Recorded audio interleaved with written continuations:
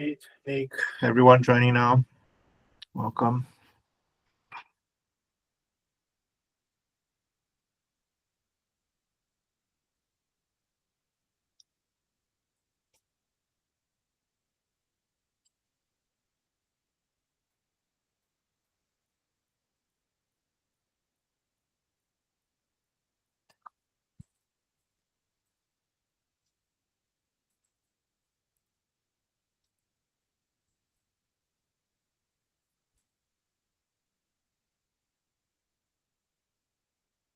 Yeah, just 1 minute buffer. Okay.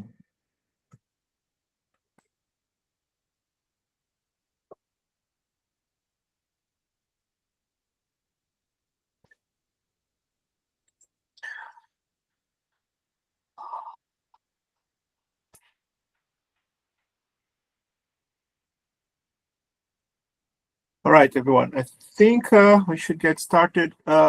Pete, do you want to kick us off, please? Yeah, sounds great. Thanks so much. I've linked to the meeting notes in the chat, so feel free to open that if you have any items for the open forum or anything else. Always reminding everyone, especially any newcomers here, we do have a code of conduct for the llm-d community. So by joining us here, you are going to abide by that code of conduct. If there's any issues, please let us know. You can join Slack. The link is in the notes as well. And you can always ping the @community team, which is a Slack group for the community folks, and we can hop in to help you out. So that's actually all the community updates I have. So Carlos, I'll kick it back over to you. Very good. All right, thanks, Pete. Welcome, everyone. As usual, we're going to do open forum. Feel free as we go to just drop things in this list. We have a few already, so we're going to start with those. But again, anytime, feel free to chime in. So first one is from us and Maroon on user stories and examples for benchmarking. So any one of you, if you want to chime in. Okay, so I think the purpose of this call to raising issues is to understand from other SIGs what kind of user scenarios, which kind of parameter sets, experiments, automation is of interest of you guys. We have been working together with the KV Cache Manager closely. There's a few examples on them using our automation to test multiple parameters. And we invite everybody to go to the llm-d benchmark, especially to the experiments folder. Keep populating that with more data, and to propose new experiments, to propose new parameter sets. Baron, we want to talk a little bit about how you use that. Yeah, so we have been running extensive benchmarking with the tools Marcio and team have prepared. Everything is excellent. I think it would be very beneficial for the project if we collect user stories on both examples per SIG and user stories on the envisioned UX, or what makes sense for different users to drive the UX development based on actual user requirements and what's useful for people or not. I think in the latest week, things have been progressing very well. Or the latest month, sorry, and user stories and more information from people that can run it would be very helpful. Yeah, so Maroon and Marcio, do you think it's fair to say that the idea here then is to have like a progression from, we have the quick start. I think, of course, that's like at the starting point, make it very clear some of the paths. This is about like how you progress from some of those use cases to an automated evaluation type of thing. Correct. Okay. Yeah. Yeah, I think that's a great idea, and of course we can bring some of these things to the SIGs as well. And again, how we just bring some of that to the benchmark. One thing I'll say, and this is for the broad community, I think there's a lot of like a very good automation that happened in the benchmarking work stream that I'm not sure if like is fully connected. So again, just inviting and everyone to just take a look and see if you can make like a stronger connections. Nir? Yeah. So one quick question. So I know that the benchmark team and Marcio and everybody, they are doing a great job in testing end-to-end tests of the whole system. So do you have like any kind of metrics that you can test latencies of specific components of llm-d and not like the whole system. If I want to like detect bottlenecks and to understand where is the problem in terms of which component is the problem, I mean, which algorithm is the problem. Maybe it's the, I don't know, just for the example, maybe it's the that scorer of the scheduler or these kinds of things. So can I answer before the next person in line? So okay, so we are not collecting data. All the data we have currently is end-to-end metrics. It's from the load generating application. We are working with Sally as she is instrumenting more points of the stack. We are going to start to collect this metric. So this is the kind of feedback that we really need to know exactly what's going to be our next steps. So instrument better the intermediate steps. Do not rely only on the end-to-end application metrics. Got it. Yeah, I think that would be great because if we test, like, for example, I'm in the scheduler team, so we test ourselves. But sometimes when you put the building blocks together, you know, there are different behaviors. Like when you connect it with the sidecar and with other components, we could see different behaviors. So it would be really good. Good. Okay. Got it. Abhishek? Yeah, I mean, pardon my ignorance, but I mean the auto scaling team is sort of in a mode to evaluate guide LLM. So I mean, I understand that llm-d benchmarking is the whole suite, right, of all the llm-d components, but is there any comparison between how benchmarking is done in guide LLM versus in llm-d? Are there any highlights you can share? llm-d benchmark supports 4 different harnesses. llm-d benchmark leverages llm-d infra and llm-d model serves to deploy. That's the stand-up phase, and then there's a run phase where it uses either inference perf. Inference perf is the default. Inference perf, FM perf, VLLM benchmark, or guide LLM to actually generate load and collect all the metrics from the standpoint of the load generator. I see. Okay. Yeah. Thank you. Okay. Thanks, Marcio. Maroon. If nothing else here, move to the next one. This one is from Pete. I don't know if you want to expand, Pete. Yeah, this had come up actually in the SIG observability meeting last week as well, which is why I started to wanted to talk about it here. It's just around documentation and long-term where we want documentation to be.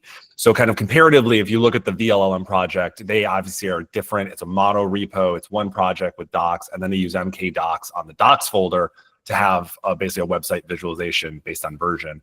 With llm-d, we've got a slightly different challenge. We've got separate component repos with kind of their own docs folders. So on the community side, we're obviously happy to support really whatever upstream maintainers would like. If we want to standardize and push everything into the llm-d meta project, and then all the docs would live there. Do we want them in kind of the individual components where basically the public website could just grab those docs from there? Basically just wanted to open up for discussion based on kind of the future where you see this, you know, if we grab the docs from all the individual repos, but then you see a future where this turns into a mono repo and everything collapses, then obviously that might change things. So like I said, just wanted to open this up for discussion, see what everyone thought on this one, and then we can kind of plan accordingly. I just said again, I mean, if folks can really chime in here, I think we really need feedback. I think, again, there are standard things that other projects are doing that I think are just happy to kind of follow. It's simpler. It's just like what most people expect. But we want to hear if you guys see value on like a more dedicated kind of website meta project type of thing. So yeah, please do chime in. That will help us greatly. There is a website and docs channel as well in Slack. We can also take the conversation kind of asynchronous. I know, Rob, you had kind of had some thoughts as well. I don't know if you had any ideas or anything that you were thinking of in particular, just based on, you know, how best we can make sure the docs are easily accessible kind of on a per version basis. Yep. Oh, sorry. Go ahead, Nir.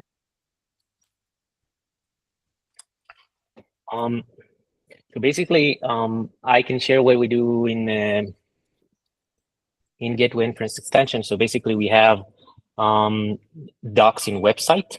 In the website that we have some quick start guides, implementer guide, like if you want to implement like a plugin for extension or these kinds of things.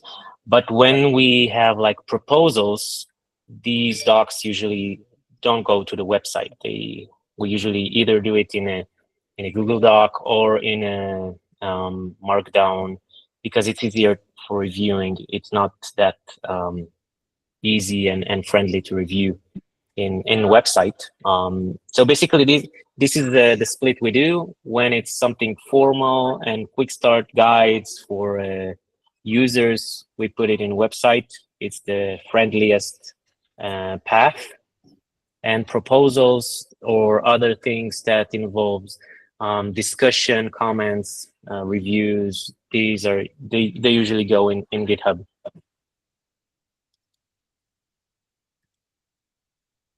Rob?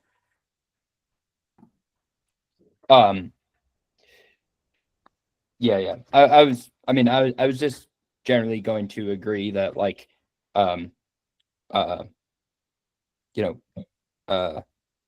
was just generally going to agree that refactoring the website into something that's a little bit more focused on our architecture, focused on the different like well-lit paths, and just helps to bring to life the overarching user stories, project philosophy, architecture, etc., helping people to contribute and use. I think it's a good overall initiative. I think obviously we have a lot of feature work to do as well, and I don't think anyone here is has a ton of extra time to work on these things. So I think we need to just balance what's achievable with like the work that we already have.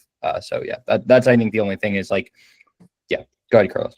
Yeah, no, just want to second that. And of course, we want to keep things like simple as possible. I think there are tons of things in the repo that we can reflect. So Rob, I agree. So find a way to just reflect that back more accurately, which I think is not the case now, avoiding some of the duplicate work. I think that should be our goal, and I hope this makes sense to the community. And if it does, then maybe Pete, we can work together to kind of reflect that. I think that will go a long way. Yeah, absolutely. I kind of look at it as what's the simplest thing we can do. I'm definitely always a proponent for docs in GitHub. Like the docs is close to the code, and then basically kind of what we have now, right? So the most recent website update just synchronized docs, these well-lit paths. Before they were kind of manually brought over, so now they at least represent what we have in the repo. So yeah, just trying to think kind of long term. So glad we could just kind of get that discussion going. But yeah, I think we'll keep we'll keep kind of having this discussion and kind of see what other people think as well. Sounds good. Anything else for open forum? I do have like one item, but that's very quick. I just want to leave room for folks to bring other topics if there is any. Okay, just a quick, we're going to spend time on the more detailed updates from the 6. Just a quick shout out to the release update. I think there's some key hot areas, highlights. So just again, referring to some of the 6, the llm disaggregate protocol update, I'm sorry. So a lot happening there. I think this disaggregated token out is something very, very exciting that Clayton, Rob, and Nick and others spent a lot of time. There was an update in the SIG yesterday. Just invite everyone to just take a look. A lot of action here. KVCP offloading. I think Vita and Maroon, you guys will expand, but again, a lot of progress in this space. For load balancing, I think this is an important one. I don't know if I'm actually covering later, but key decision. 1 part per rank seems to be a little bit still work in progress. So there's a decision to have like intermediate step with the 1 part per node. So something to pay attention. Also, stress scale test. Remember that we've been talking about this importance. So there's a lot of work for this release on doing some of the stress test in somewhat controlled, but still very meaningful environment that we're putting together. One thing that we notice is that a lot of like the bugs and corner cases, they only show up at very specific scale and concurrency conditions. So having very good clarity for those is something that we're paying a lot of attention as we get better at hardening the releases. Those are like some highlights that I want to make sure, and then maybe we can go into the more detailed update from the work streams. But before we go, any other comment for Open Forum? Very good. So let's get SIG updates. Let's start with the SIG installation with Greg or Brent. Yep. I guess first thing is a big welcome back to Tom, who is previously leading this effort, and hopefully he's still going to be part of SIG installation. The other pieces here are we had some chart fixes and automation, extending labels that you can pass onto the gateway. There were some other features like extending it with allowed namespaces. You can set, hey, I want any namespace to be able to communicate with this gateway for service addresses. And then the other updates are mostly CI based. I think people have been aware, but we have enabled building golden commits from VLLM in the llm-d repo. And you can publish wheels to our public package index there. And then we're also in the process of converting image builds to GitHub Actions. We're running into some storage issues on the base runners, but overall it's progressing smoothly. And then finally, for coverage for the well-lit paths, we have the simulator well-lit path, totally automated, and the inference scheduler one as well. We're kind of struggling capped on resources for running wide EP and PD in a reliable way from CI. So we'll need to figure out like where we're going to run those if we want coverage of those well-lit paths, whether it's a static cluster like the FAMAS cluster or whether it's EC2 instances. But we'll be in discussion with management there. Great. Thanks, Greg. Any question or follow-up for Greg? All right. Inference scheduler? Yeah. Hey, so it's not written here, but there are discussions between Rob and the inference scheduler team, also Maroon, about supporting the DP in the scheduler, different alternatives. So it's still under discussion and what's the best way to do it. This will come next. Something worth mentioning is the inference gateway to release candidate was postponed from the 14th to the 20th due to need of some more testing and completion of the flow control and the data layer. So this seems reasonable, even though the scheduler is dependent on that. It seems like a must. There will be some changes in the inference pool CRD also to support DP, mainly ability to add more ports and not a single port. This is something that's also upcoming and will influence the scheduler. In progress, as a lesson learned from the last release, we are now working on end-to-end tests for the scheduler itself, trying to utilize and leverage the inference gateway test infrastructure. Probably will require some upstream changes in the test there. So we don't want to rewrite code. We want to leverage libraries there. And also change upstream the inference model CRD was changed to be an inference object, so no more inference model. This change is complete. That's it on our end. Okay. Thanks, Nelly. Any question, clarification for Nelly? All right. KV disaggregation, Maroon? Yeah, so there were updates on the VLM native CPU offloading connector. The final PR was published. It's pending reviews. So there's progress there.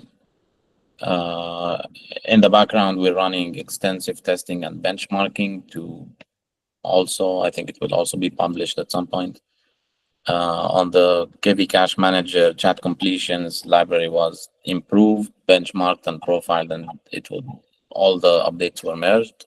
The next step really is the upstreaming of the scorer plus the GIE changes to support chat completions. This is, I do want to note that this is essential for external tokenization because this is a pre-step for tokenization in chat completions. I think GIE changes will follow or PRs will follow early next week. And in the background, we're also running end-to-end inference benchmarks. The latest is in the link. It's a standard load, not overload. It's a standard load test that shows very good statistics, very good TTFTs. Everyone's welcome to view it. And that's it on our side. Okay.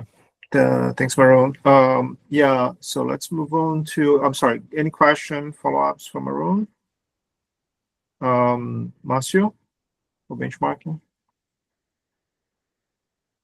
So the two main things is we finally finished the conversion of the output of GuideLLM, FMPerf, Inference Perf, VLM benchmark into the standardized format, report format. We now have a standard report form. Thank you very much, Nick. Mostly his effort putting that into place. And we also finished and merged this design of experiments, automated parameter sweep for both the deployment, for different deployment parameters, and for different run levels once it's deployed. Okay. Yeah, thanks, Marcio. I want to spend just like a minute here. I kind of alluded to this at the beginning, right? I think benchmarking is something that, again, every time we talk to people in the community, this topic comes up because folks try to evaluate things in different ways. So one thing that we're really trying to do here is just to have like a common tooling that others can use. Of course, we start with some kind of assumption, hypothesis here. So this is like a big invitation to the whole community to just take a look at the benchmarking repo, some other things that has been done recently. So any feedback, like if we can get more people to try and again just share like impressions, I think that would be super helpful for the community as we are making some decisions how to evolve this work. The guiding principle here, as we mentioned many times, is pluggability, right? So you can bring like load generate and all of that. So we want to kind of validate some of these hypotheses. Again, just to kind of emphasize the call to action to try out and give us feedback. All right, moving on to observability. I'm sorry, go ahead. Yeah, is there any progress against like the Pareto chart automation? Nick, is Nick on the call? I mean, I wanted him to comment because it is. Yes. So the way this is done now is after you run some sweep, you'll have a collection of data that gets pulled onto your local machine. And at that point, you can run a Jupyter notebook that does the analysis and creates the Pareto plot. Cool. I'd love to try it out. So let's take off that offline. Yeah, sure. Great. Observability, Sally. Do we have Sally here? I don't see Sally. I don't know if anyone else from the observability workstream want to chime in. Okay. Yeah.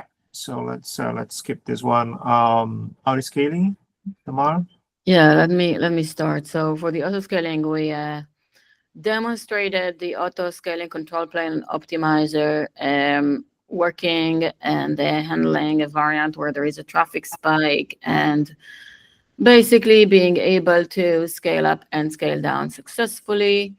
What we're working on now is experimentations with multiple different scenarios with real GPUs to sort of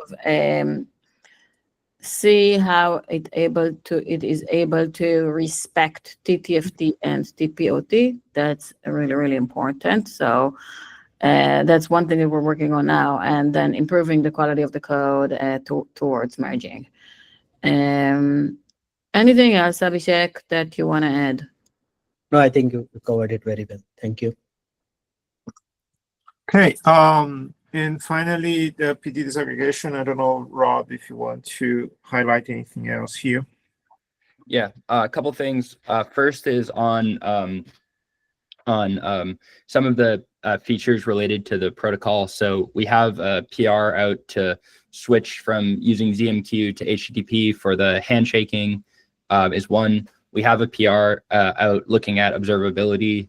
So, some metrics, basically an overhaul associated with that kind of side of the house. And then you mentioned this up front, but there's an overall effort, I think, to do a couple of things in llm-d. One is like this deferred decode protocol. And then from that, we started exploring more disaggregation. So disaggregated tokenization, disaggregated multimodal input processing, other kind of performance optimizations, on the VLM side. And then in discussions with a few other like large model companies that use VLM, there's also just like general interest in this more like disaggregated kind of like microservice, oriented approach. So I put together an RFC for how this will work in VLM. And generally, I think there's good excitement about that. So that's something we will continue to push on. Then beyond that, there's been a couple of efforts to take a look at the performance of Nixel in some non-InfiniBand scenarios. So looking at a few Rocky environments as well as TCP environments to get a decent understanding. And then on the wide EP side, we continue to push on performance. We've made some good progress with DBO over the course of the past couple of days. And so we're doing some experiments on the cluster now to evaluate how that impacts performance. All right. Yeah, I think at the pushing balance for disaggregation is something that's exciting a lot of people. So I think that one will help us a lot to just grow our presence. But I think for like the 0.3 release, I think the disaggregated tokenization pieces are something that will not be ready for 0.3. That will be more of a 0.4 timeline. In terms of the 0.3 timeline, this is where we'll be focused more on the observability, stability, et cetera, those kind of key pieces. And then we'll be pushing on the YDP to get as good of a performance number as we possibly can for 0.3. Yeah. That makes sense. Yeah. And we can reflect back on both the 0.3 roadmap and 0.4. Maybe can start just even indicating what comes for 0.4, right? Okay, I think that's all from the team. Unless anybody else has any update or just want to chime in, I think that ends our community call today.